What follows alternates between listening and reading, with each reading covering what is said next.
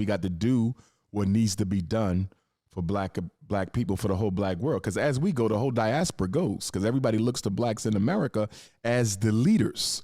And we're not taking that responsibility seriously. We're not doing well. You know, when I travel across the world, I tell blacks all the time, if y'all waiting on black America to get this right, you might be waiting for the rest of your life. Y'all cannot wait on us. Our people are just as confused over there as you guys are here. Kanye is brilliant. He's a genius. I think he could be a foolish at times. He goes down in history, at least for me, as being the only black man in modern times to expose the European Jewish exploitation and control over black celebrities and entertainers. He did it in his prime. He lost a lot of money in doing it and refused to equivocate. Do you feel like the media, like LeBron said, with the why is no one asking me about the Jerry Jones shit? Because the purpose of the white media, as far as black men are concerned, is to castrate, emasculate, and destroy the positive image publicly. That is their job. The media's job is to misrepresent black men every chance that they get, which is why our egos have often been used against us, because we are so in love with cameras that whenever one is available, we like to jump in front of it, failing to recognize their agenda is not to make you look good. Their agenda is to make you look bad. And this is why when I speak at lectures, right, it's always media people out there. Dr. Umar, CNBC out here, CNN out here. No. That's big time. You're going to get exposure. My work is not it does not include being understood by white people. Right. You understand me? My yeah. work does not include being understood by white folks. I don't give a shit what they write, but let me tell you what they're not going to be able to write.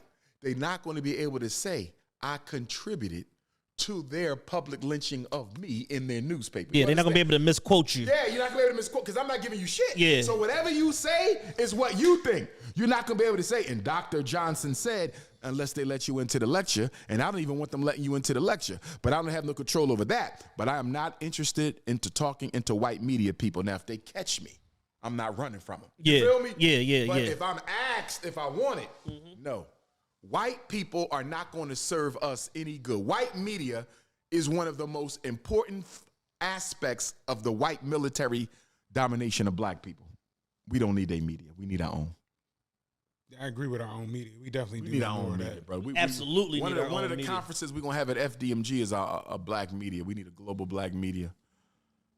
Because if something is going on in Chicago, how do we know in Philly? We need media to white correspond people to tell shit. us. Yeah. Exactly. Something going on in Africa, how do you know? The white media tell you. How did you know about Hurricane Katrina? Because the white media told you. You follow what I'm saying? Yeah. So black people can only get information about their own people from white people. Look at us, y'all. We have no idea of the level of war that we are in and that is coming against us. We have no idea. Got two more. And it's coming this decade. This ain't no long off shit. Yeah. They at it now.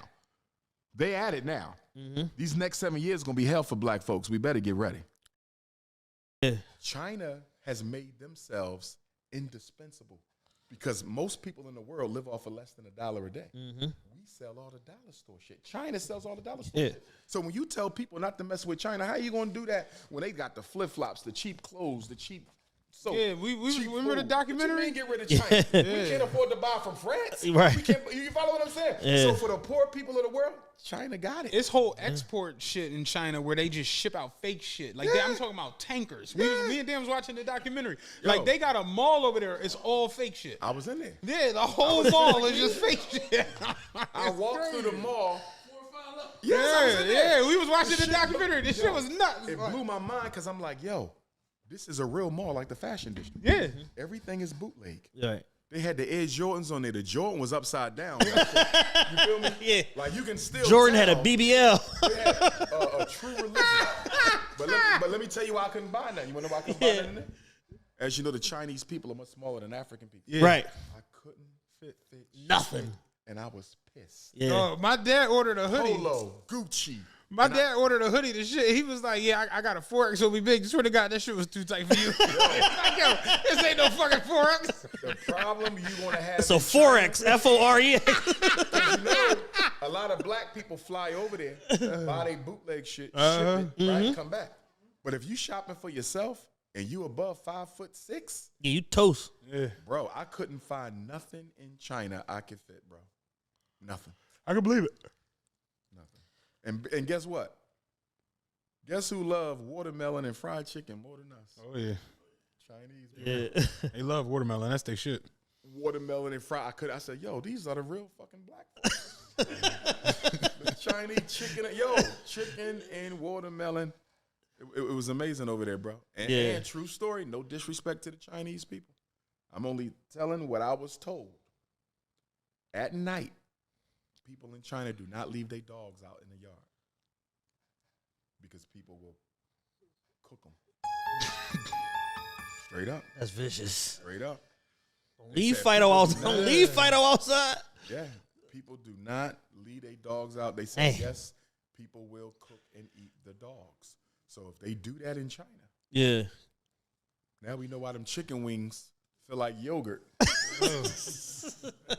Paul Mooney, I always talk about Paul Mooney, one of his stand-ups. He said, I used to live in Chinatown. He's like, middle of the night, I hear a dog barking. Like, the family don't got a dog. Like, the fuck going on down there? He's like, next night you hear a cat meow. It's like, they don't got no cat. He's like, one night I heard a baby crying. I said, all right, I got to get the fuck out of here. They don't got no baby.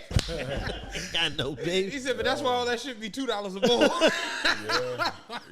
I was over there and they told me. Yeah. Yes, people do cook and eat dog here. My goodness. What can we do to improve the ethnic image of black people? Number one, create your own media. Because I don't care how much positive things we do going forward, they're not going to show it on their media. Yeah. Their agenda is to crucify your image, not promote it. So you got to have your own media. That's number one. But then on top of number two, we just have to take care of business. We got to do what needs to be done for black people, for the whole black world. Because as we go, the whole diaspora goes. Because everybody looks to blacks in America as the leaders. And we're not taking that responsibility seriously. We're not doing well. You know, when I travel across the world, I tell blacks all the time, if y'all waiting on black America to get this right, you might be waiting for the rest of your life. Y'all cannot wait on us. Our people are just as confused over there as you guys are here. So let's just get busy wherever we are. Don't wait for us, man. We are confused. Post-traumatic slavery disease is still with us.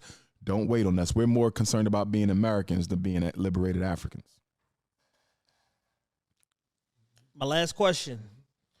Is there any hope for Brother Kanye? Of course.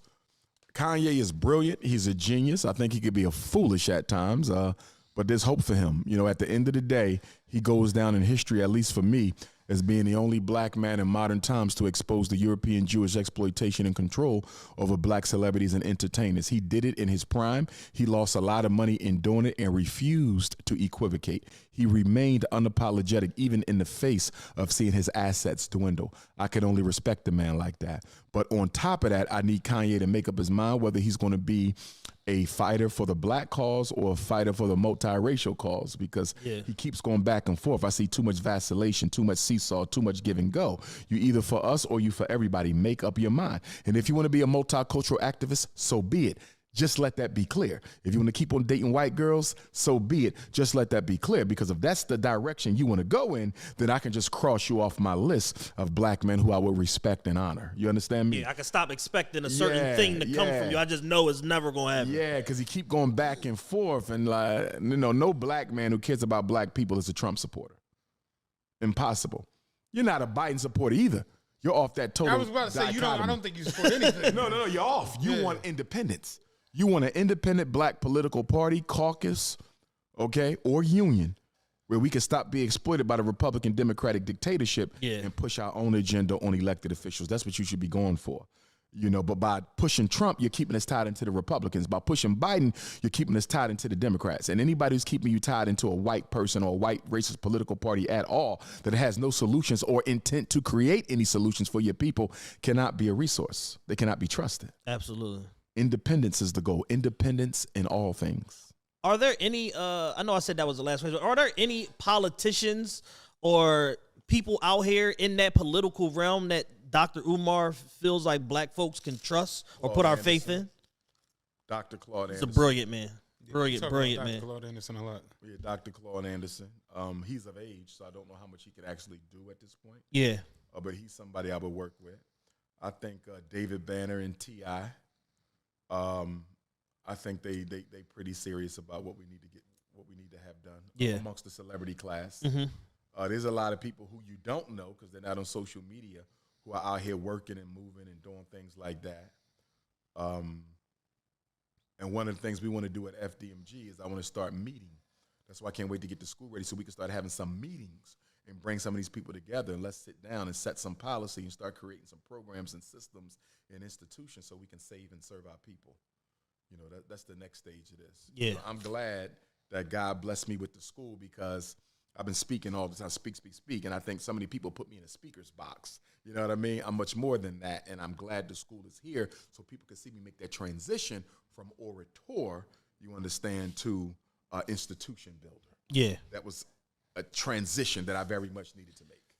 You know, we've had all kind of great speakers. You understand? Yeah. That's not what Yeah, matters. where's your action, man? Where your legacy at? Yeah. How you changing and transforming things. So No, that's real. I'm glad we are right here at the epitome of seeing FDMG manifest. Yeah. Well, Dr. Umar, we This has been appreciate great, man. this has been fantastic. No problem, We brothers. I appreciate you, enjoyed it. man. I enjoyed it. We love you. We support you. We with you. I think that your voice is just so important and unapologetic and getting out a lot of the different messaging, you know, about things that, like you said, our celebrity or our spokesperson class is afraid to speak on. And it's been a definite change agent over the last few years. And you are one of the few people that always manages to like crack the matrix whenever you talk, man. And people really resonate and hang on to all of your words. And we appreciate all of your work.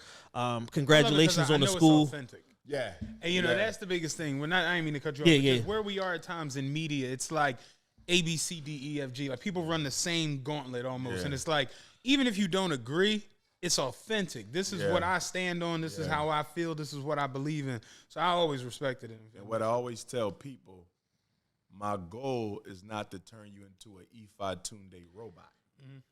My goal is to force you to think. It doesn't matter if somebody disagrees with everything I've ever said.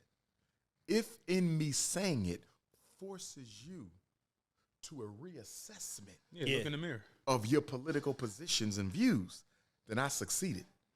Our issue is the paralysis of independent thought. In Black America, we have so little independent thought. So my job is to rebirth independent thinkers in the Black community. The purpose of the academy is to birth independent thinkers, because if you ain't got no independent thinkers, you're not coming up with no new solutions. You're Absolutely. going to keep on revetting that old, tired, broken Recycling them wheel. old ideas.